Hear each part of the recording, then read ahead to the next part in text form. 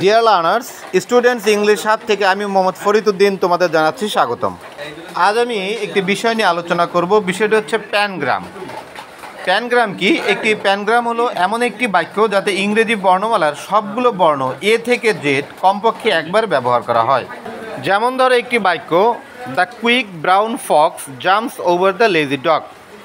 এই বাক্যটি একটি ক্লাসিক প্যানগ্রাম, কেননা এই বাক্যের ভিতরে এ থেকে জেড সবকটি বর্ণ কিন্তু রয়েছে।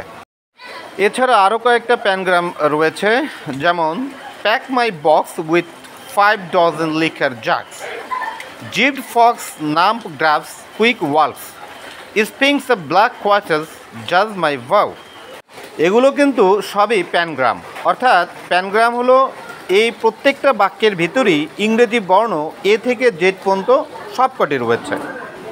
প্যানগ্রামগুলো সাধারণত ফন্ট বা কিবোর্ডের কার্যকারিতা পরীক্ষা করার জন্য ব্যবহৃত হয়। আশা করি তোমরা প্যানগ্রাম সম্পর্কে ধারণা পেয়েছো। তো এরকমের আরও মজার ভিডিও পেতে আমার চ্যানেলটি সাবস্ক্রাইব করে আমার পাশে থাকার অনুরোধ রইল। Thank you very much.